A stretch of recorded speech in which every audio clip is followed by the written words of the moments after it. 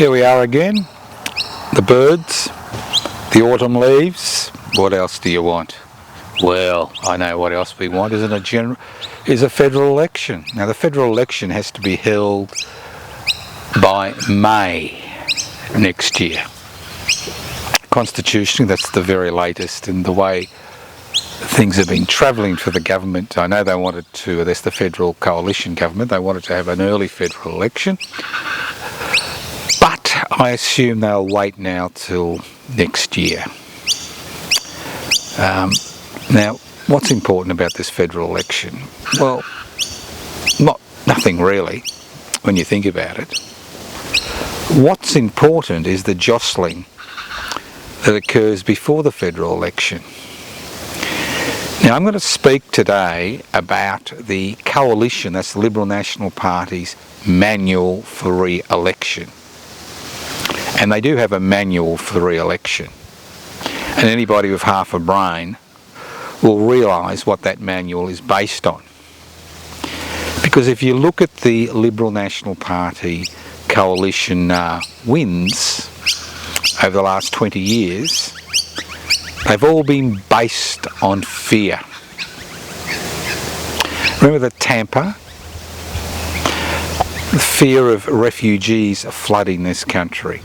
Remember the intervention, Howard's intervention in the Northern Territory, the normal whipping boys and girls we've had here for generations, Aboriginal and Torres Strait Islanders.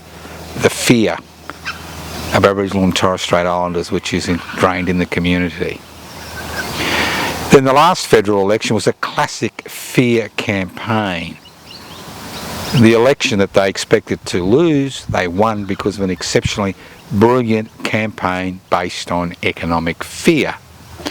And although most Australians wouldn't have been affected by the removal of franking credits, which is basically a fancy name given to the government of the day, giving shareholders money for owning shares, the only place in the world where we have this ludicrous situation, and the federal opposition, the Labor Party, wanted to remove these franking credits for some people, not the whole population, and they used that fear and generated that fear through the Murdoch media and through most of the other media outlets in this country who stirred the pot.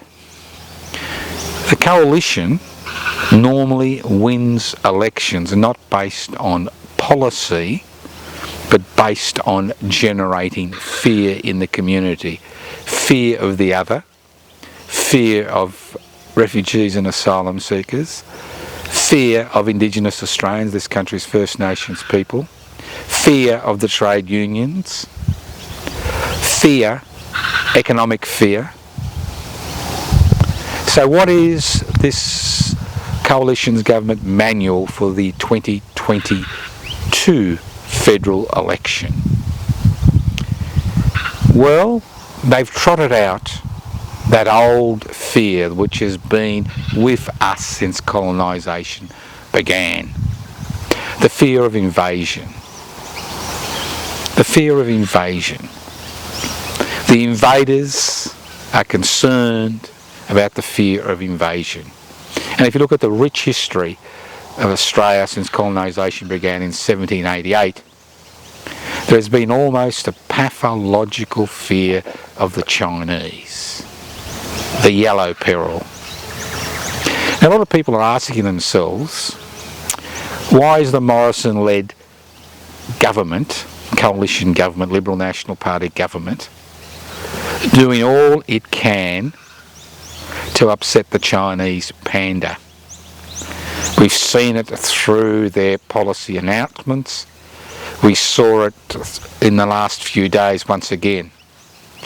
Because the government knows the hatred of the Chinese, not the Chinese Communist Party, but the hatred of the Chinese, the fear of the Chinese invading this country, is deeply ingrained in the DNA of this country's society. And they've done their little surveys, and they think this is the best way that they can be re-elected by generating fear.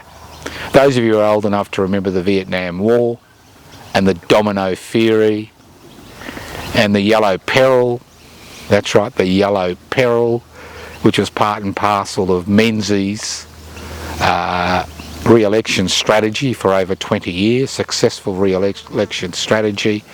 I mean, generating fear of the Chinese, not the Chinese Communist Party, but the Chinese. Now, today in 2021, you know, it's not nice to belittle people because of their racial origins.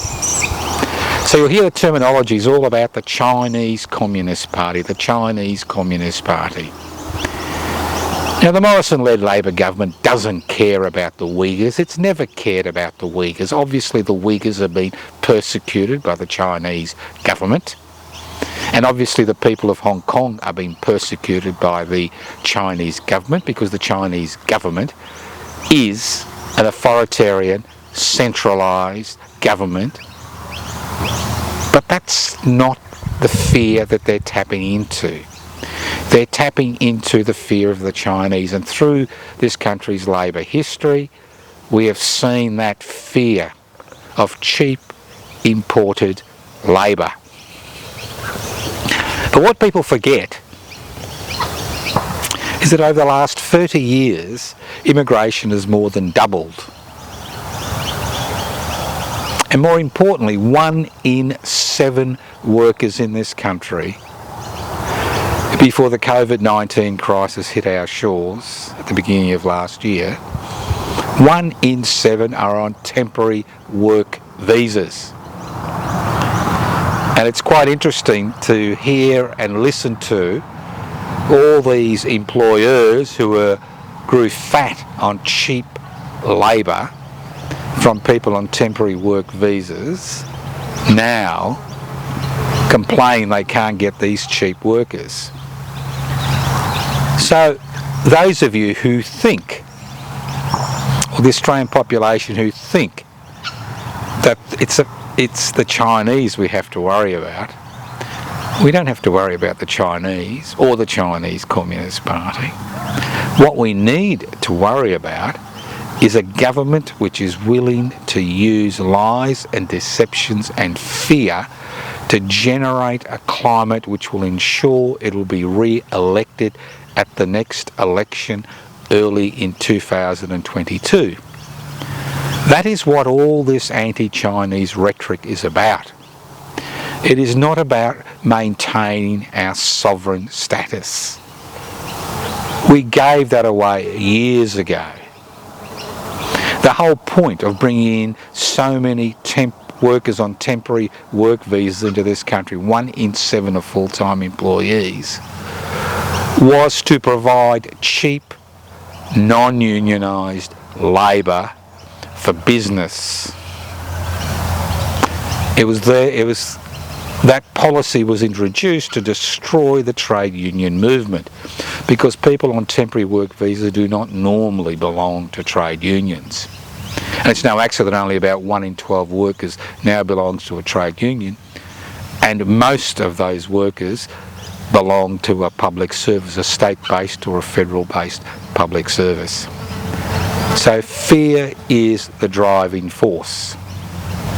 So next time you see Mr. Morrison carry on about the Chinese Communist Party and the persecution of the Uyghurs in China, let's not forget they have never been interested in the welfare of Muslims.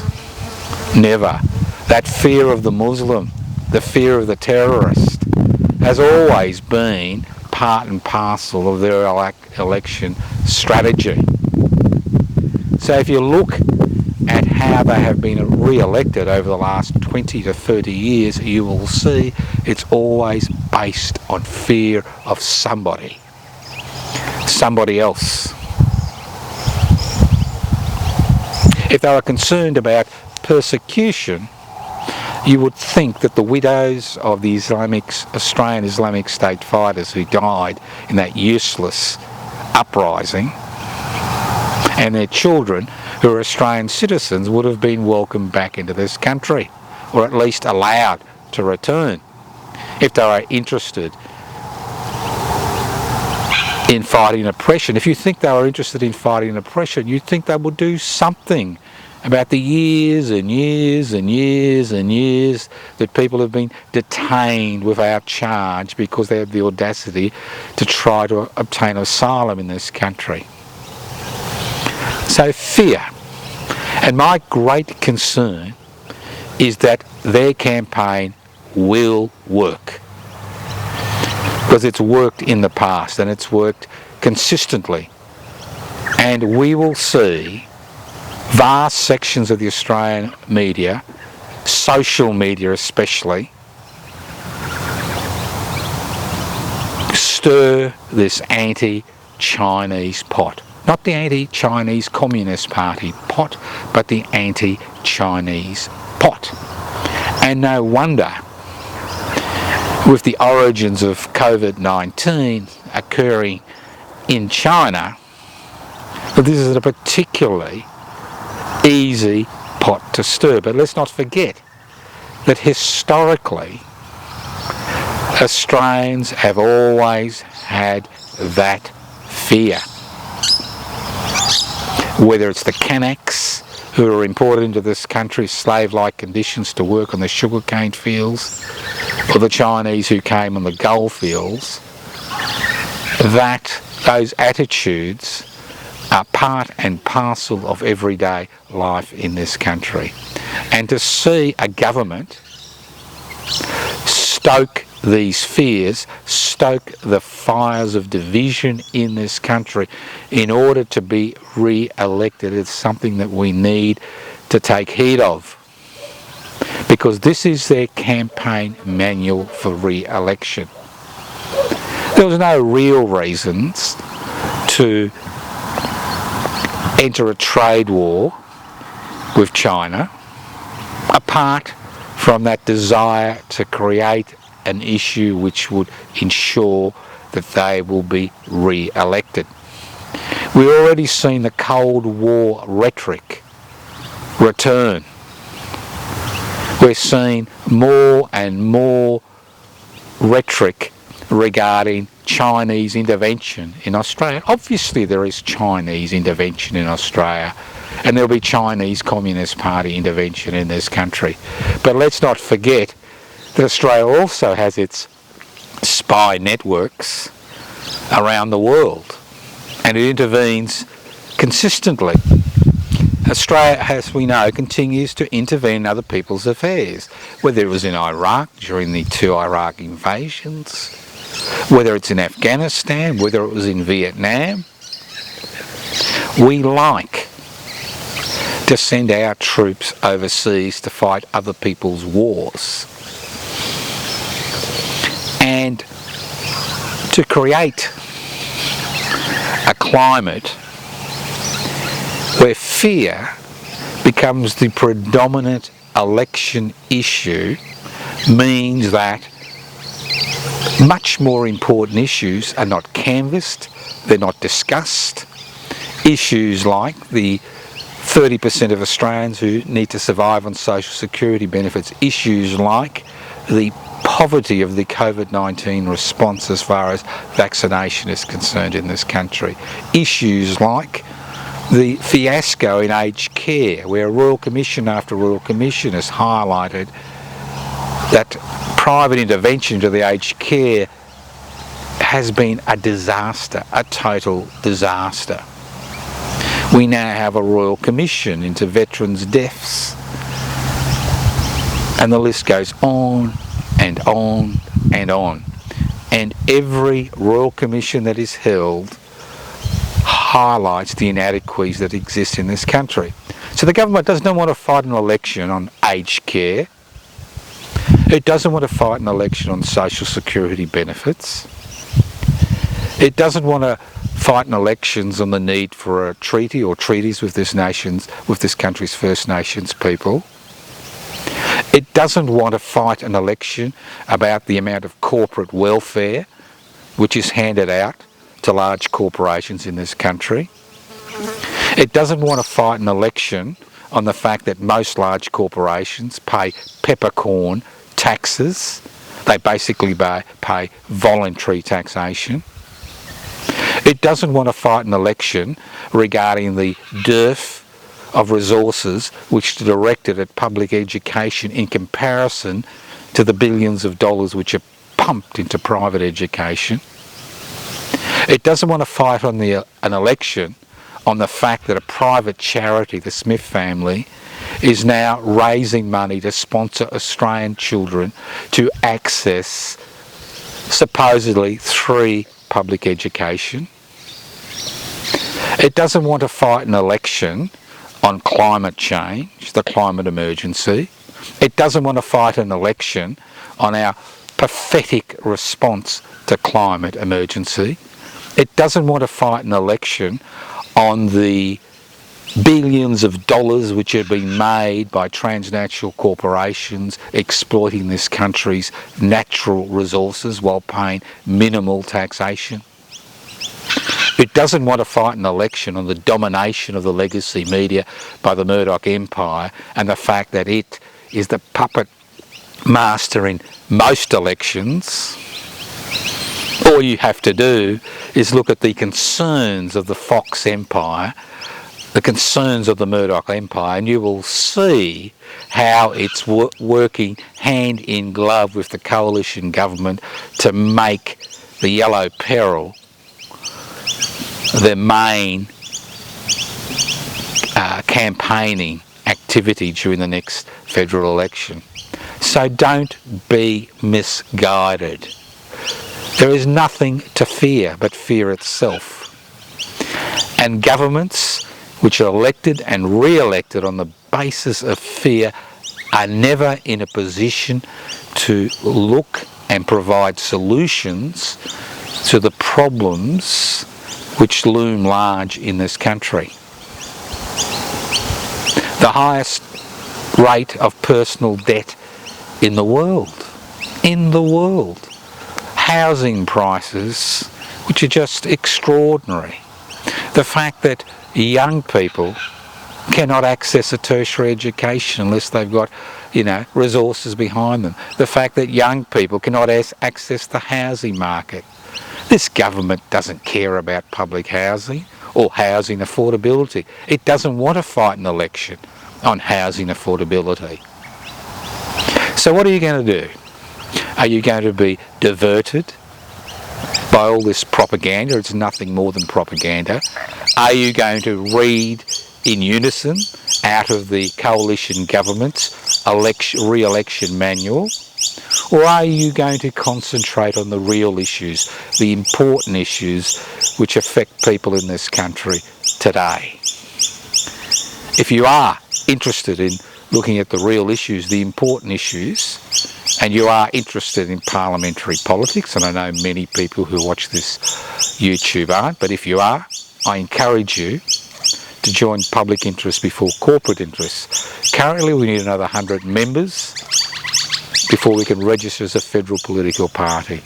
It takes at least 6 months to be registered as a federal political party. If we haven't gained those 100 members by September this year, our ability to be involved in the federal election as a political party, public interest before corporate interests, will be negligible. We'll be able to be involved as individuals, but not as a registered political party. It's time that you made up your mind what you want to do.